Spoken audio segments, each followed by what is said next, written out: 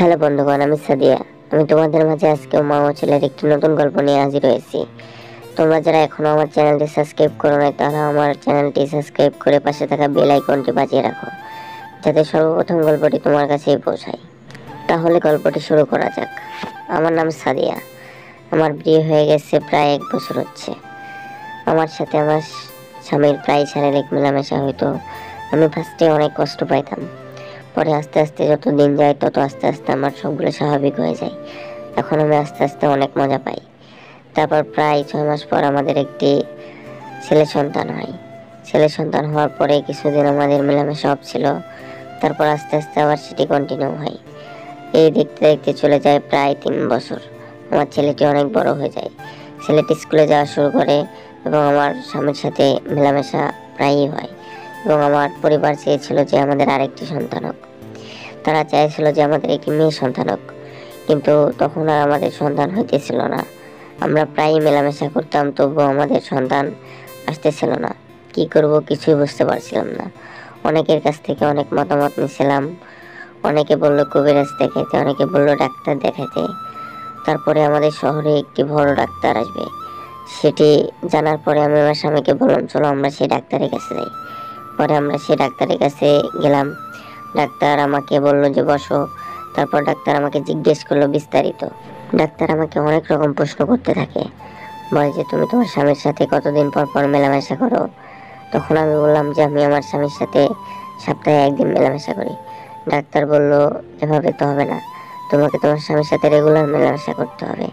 তারপর ডাক্তার আরো প্রশ্ন করলো যে তোমার স্বামীর গোপনাঙ্গটি কত বড়, কেমন মোটা, সবগুলো প্রশ্নের উত্তর দিলাম।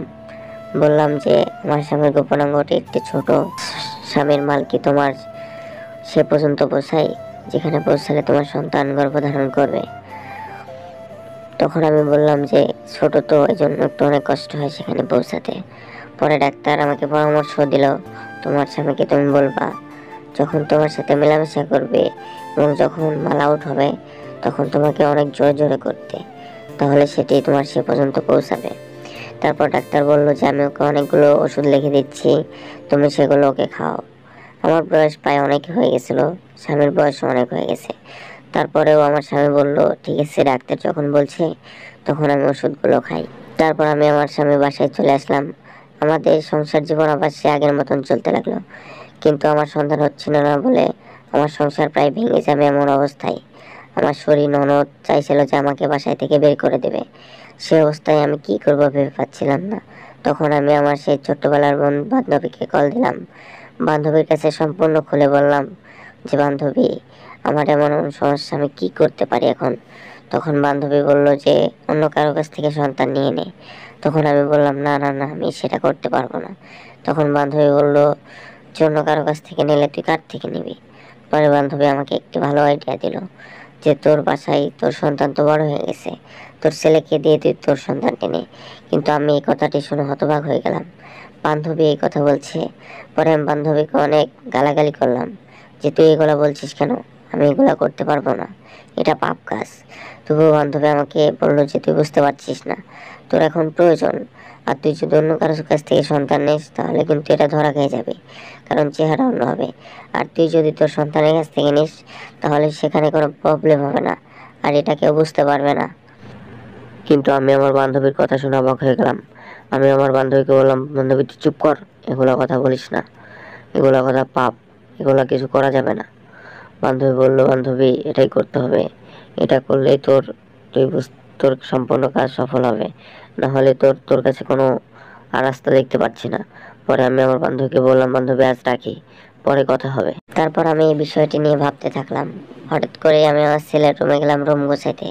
দেখি আমার ছেলে ব্যায়াম করছে, হাফ প্যান্ট পরে, তার পেশিগুলো সবগুলো ফুলে আছে এবং তার বুকের ঘামগুলো পড়ে তলপেটের নিচ দিয়ে এসে তার লাঠিটি সম্পূর্ণ বোঝা যাচ্ছে, অনেক বড় লাঠি।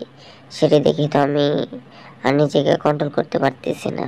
তবুও সেখানে আমার ছেলের কথা ভেবে আমি সেখানে আমার ছেলের ঘর গুছিয়ে দিয়ে সেখান থেকে চলে আসলাম। চলে এসে আমি আমার বান্ধবীকে আবার কল করলাম, বান্ধবী একটা ভালো আইডিয়া দাও। তখন বান্ধবী বলল, আমি তো তোকে ভালো আইডিয়াই দিয়েছি।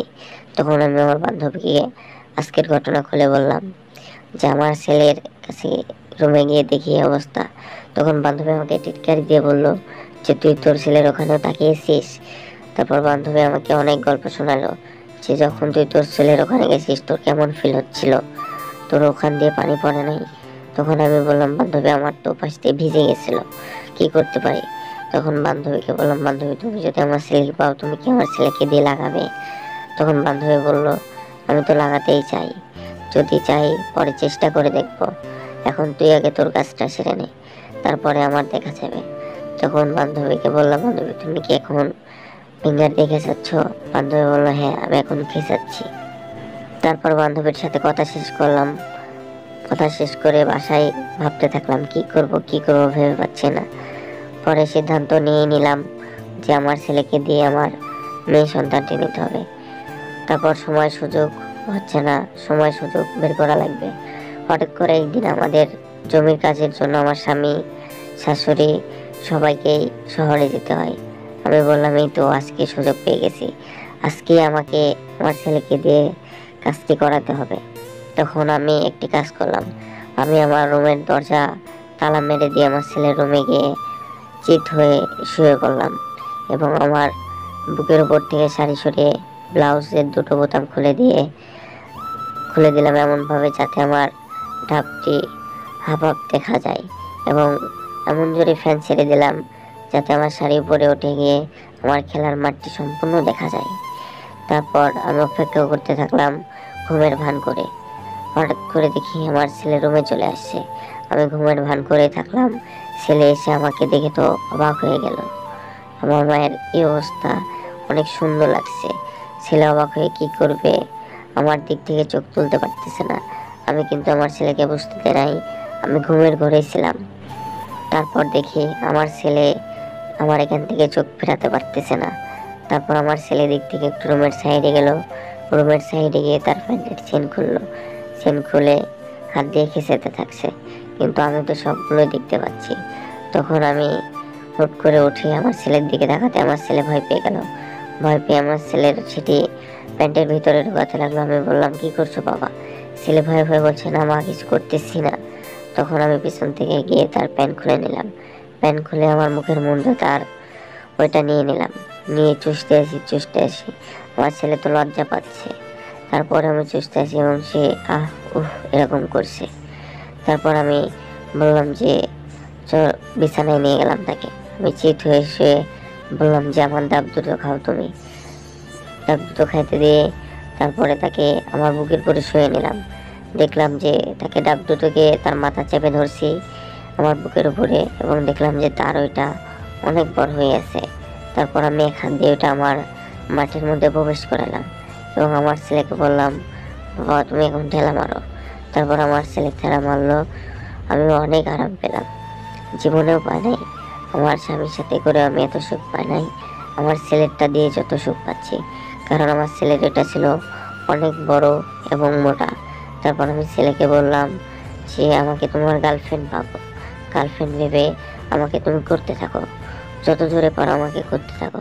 তখন আমার ছেলে উপর দিকে তাকিয়ে আমাকে তার ইচ্ছে মতো করতে থাকে অনেকক্ষণ, 25-30 মিনিট মাই আমার সাথে করলো।